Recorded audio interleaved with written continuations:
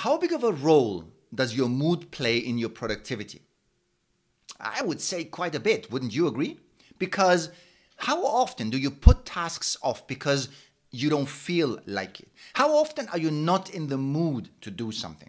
Still, people tend to focus more on the best app to help them with their productivity or some new hack, while neglecting one of the biggest barriers of productivity, our emotions. Well, let's have a look at that, shall we? Hi there, it's Tasso.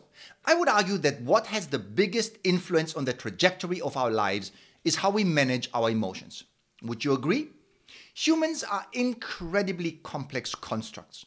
From a physiological perspective, it is just awing, if that's a word, what goes on in our body if you think about how different areas operate by themselves and even interlink with each other.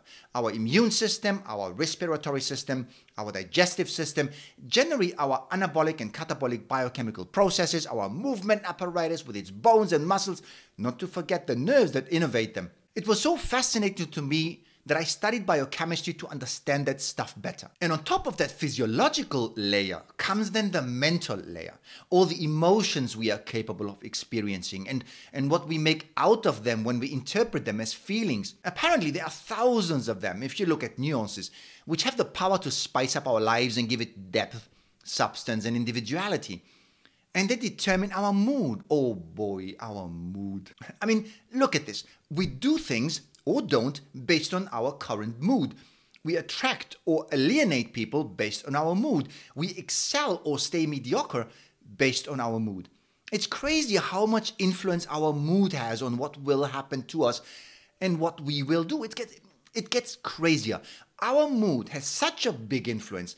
People remember events better when they fit with their current mood. Did you know that? That blew my mind. So it seems that happy people often remember more happy moments and depressed people more sad moments. It's not that depressed people don't have happy moments. They do. They have as many happy moments as happy people. They just don't remember them as well.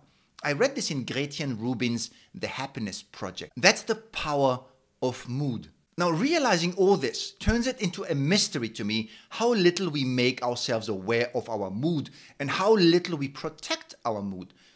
Just imagine what would be possible for you if you could stay in a good mood, a mood that is empowering and allows you to move forward in life with ease, a mood that would not make you feel like life was an uphill battle and tough and difficult, but instead lifts you up and carries you on like a flying carpet. Now, as I said, emotions, feelings, moods are a complex area, and certainly I don't claim to know as much about them as I know about biochemistry and anatomy and things like that. I don't know really how much we actually can influence them and how much of them is hidden and accessible only to our subconscious. But here's what I do know. I do know that we all create those positive states of mind. We all have experienced them, so we know we are capable of them. It doesn't matter how this really happens. It happens. So the first thing we could do is to become aware of those right in the moment. It won't happen overnight, obviously. We are so used to ignore our feelings that we very likely wouldn't recognize an inspiring and motivating mood right away. But with some focus and mindfulness, it can be done. My first suggestion, therefore, is to force yourself to take note of those feelings and emotions and good moods we seem to miraculously slide into sometimes. Try and capture how they truly feel in the body, how they express themselves in you, as if you'd like to remember them and map them. As a second step, try to understand what triggered them. Maybe it was an event, maybe a scent, maybe a memory, maybe a kind word, maybe an action. You get the point. If you get better and better at knowing what triggers good feelings and joy in you, holy cow, I mean, that's already quite a leverage on yourself that you get there. Problem is that these emotions, feelings, moods seem so fragile. They come to us rather unpredictably. We don't become fully aware of them, we don't appreciate them, and we step over them pretty fast. So it will take some effort to get hold of them. And that's why I have something more for you. My next suggestion to you is the following. If we are not so sure how to initiate them, at least we can try and protect them. Create an environment for them to stay and do their miracle with us. Fill us up and guide us. Make us happier, healthier, and more productive. Let's focus on that. We are our biggest enemies on this one because we are actively killing killing those moods. I do it, you do it, we all do it. How? Well, one way I observed it within myself was that I was doing the wrong things at the wrong time. I'll give you an example. Why on earth would you check social media or emails before going to bed? What good could possibly come out of you checking your phone at night? Yet we all do it to some extent. To be honest, I have no clue what we expect to happen when we do that, but what actually happens, at least it did for me, is that it excites me in a negative way. It makes me emotional, oftentimes angry. Maybe it's because somebody said or wrote something I didn't agree with and I felt the need to respond.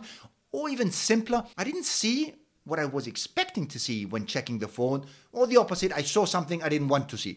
Long story short, I was in a good mood, then did something at the wrong time and got myself out of that mood. It doesn't have to be only about evenings and sleep though. Here's another example. Why would you check your emails before going to lunch in the office?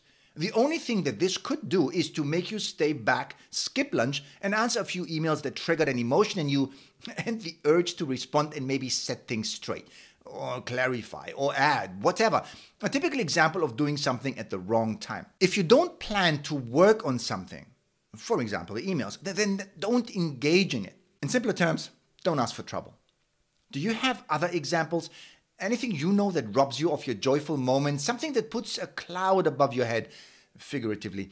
Reply and let me know. Would love to hear more about what makes you tick and makes your mood tilt. Here's what I want you to take away from the video today. Protect your mood. Your mood will define whether you do something or not, whether you show up in the world as a role model or as somebody people tend to ignore and avoid. Become more aware about how you feel in the moment and try to understand where it comes from. Observe what turns a positive mood into a negative one and make sure you take the right measures to keep that from happening. Does that make sense? Do we have a deal? Will you try and do this from now on? Will you have at least a look at this? Comment below and let me know. And while you're at it, click like and subscribe. That helps me raise my mood. Thanks a ton. Looking forward to see you at the next video, my friend. All the best. Bye-bye.